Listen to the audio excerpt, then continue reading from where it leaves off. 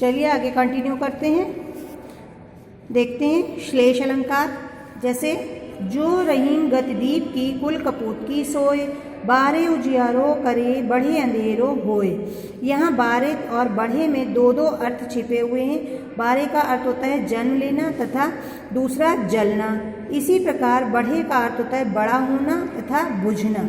अतः यहाँ श्लेष अलंकार का प्रयोग हुआ है।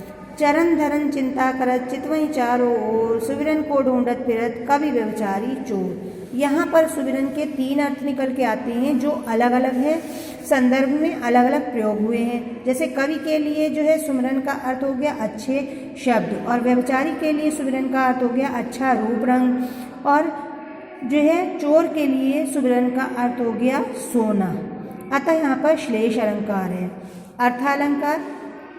काव्य में जहाँ अर्थ के कारण विशेष सौंदर्य या चमत्कार उत्पन्न होता है वहाँ अर्थालंकार होता है। जैसे मखमल के झूले पड़े हाथी सा टीला। इस कविता की लाइन में बसंत के आगमन मीन्स आने के पर उनकी सज धज और शोभा की सादृश्यता किसी महंत की सवारी के साथ करते हुए चमत्कार उत्पन्न किया गया है। अब अर्थालंकार के भेद। अर्थालंकार के 4 भेद बताए हैं यहाँ पे। उपमा, रूपक, उत्प्रेक्षा, अतिशयोक्ति। उपमा अलंकार क्या है? उपमा का मतलब हो गया, यहाँ पर अर्थ निकल के आया है समानता दिखाना। जब किसी व्यक्ति या वस्तु आदि में के स्वभाव, स्थिति, रूप, गुण आदि की तुलना या समानता किसी अन्य व्यक्ति या वस्तु के साथ की जाती है तब वहाँ उपमा अलंकार होता है। हाय फूल सी कोमल बच्ची हुई राख की थी ढेरी।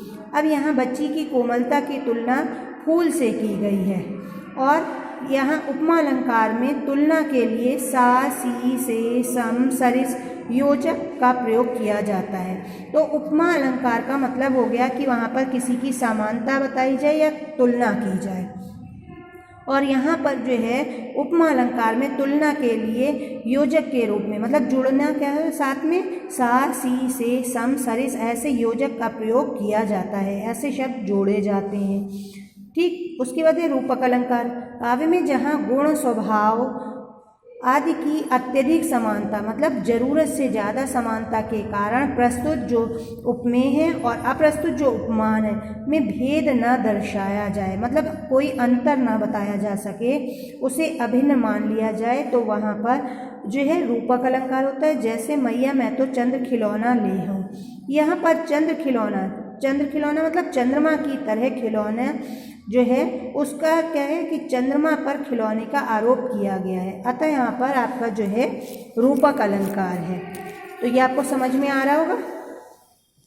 अब है उत्प्रेक्षा अलंकार। जहाँ प्रस्तुत उपमेय में अप्रस्तुत उपमान की संभावना प्रकट की जाती है वहाँ उत्प्रेक्षा अलंकार होता है। इसमें मनो, मानो, मनु, मनहु, जानो, जनु, जनहु, ज्यों आदि वाचक मतलब बोलने वाले शब्द होते हैं। उस काल के मारे क्रोध के तन कांपने उनका लगा, मानो हवा के जोर से सोता हुआ सागर जगा। यहाँ तनु प्रस्तुत उपमेय में सोता हुआ सागर अप्रस्तुत उपमान की संभावना प्रकट कर रहा है और मानव वाचक शब्द है।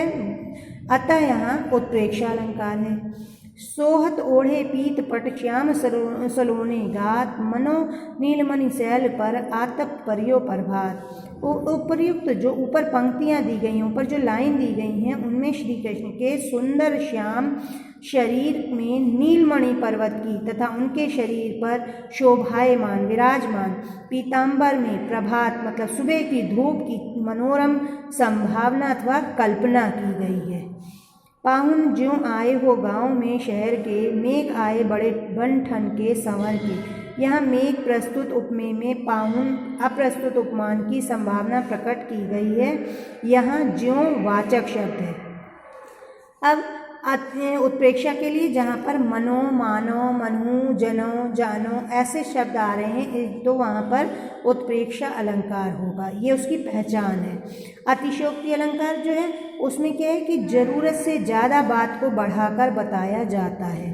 क्या है, काव्य में जहाँ किसी व्यक्ति या वस्तु का वर्णन अत्यधिक बढ़ा चढ़ा कर किया जाता है वहाँ अतिशयोक्ति अलंकार होता है। जैसे हनुमान की पूंछ में लगन न पाई आग, लंका शीघ्र जल गई, गए निशाचर भाग। अब ये इन्होंने क्या बताया कि हनुमान की पूंछ में आग लगने से पूर्व ही, लगने से पहले ही सारी लंका के जल जाने का वर्णन किया है। अतः यहाँ पर अतिशोक्ति अलंकार है कि हनुमान की पूंछ में आग लग भी नहीं पाई, पूरी लंका जल गई और सारे जो निशाचर थे वो भाग गए, राक्षस जो थे वो भाग गए। बाण नहीं पहुँचे शरीर तक, शत्रु गिरे पहले ही भू पर। अब इन्होंने कितनी बड़ी बात बता दी कि बाण जो है, तीर जो है वो शरीर तक पहुंच नहीं पाया, लेकिन जो दुश्मन थे वो पहले ही जमीन पे गिर गए। आगे नदियाँ पड़ी अपार, घोड़ा कैसे उतरे पार।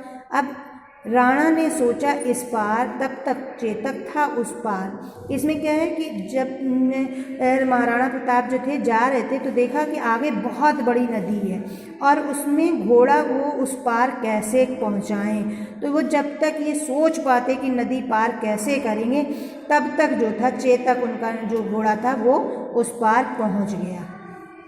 इतना रोया था मैं उस दिन, ताल तलैया सब भर डाले। मतलब कि कितनी बात बढ़ा चढ़ा के बताई कि रोने के लिए कि इतना रोए जिससे कि तालाब वगैरह सारे जो थे भर गए। तो जहाँ पर कोई बात बढ़ा चढ़ा कर की जाती है वहाँ अतिशोक्ति अलंकार होता है। तो ये बेटा सारे अलंकार आपको समझ में आ गए होंगे, उनके भेद समझ में आ गए होंगे। अगर नहीं आए तो आप फिर से पूछिए, ठीक है। आगे देखिए, अलंकार शब्द और अर्थ की दृष्टि से भाषा में सौंदर्य और चमत्कार उत्पन्न कर देते हैं। अलंकार के दो भेद होते हैं, शब्द अलंकार और अर्थालंकार। शब्दों के द्वारा कविता में चमत्कार उत्पन्न करने वाले अलंकार शब्द अलंकार कहलाते हैं। इनमें यह अनुप्रास अलंकार, यमक अलंकार और श्लेष अलंकार होते हैं। अर्थ की दृष्टि से काव्य में सौंदर्य और चमत्कार उत्पन्न करने वाले अलंकार अर्थालंकार कहलाते हैं। इसमें उपमा, रूपक, उत्प्रेक्षा और अतिशोक्ति अलंकार आते हैं। तो ये ध्यान रखिएगा कि शब्दालंकार के 3 भेद दिए गए हैं और अर्थालंकार के 4 भेद दिए गए हैं। ये सब आपको समझ में आ गए होंगे, ना समझ में आए हों तो आप फिर से पूछ लीजिएगा। ओके बेटा, बाय।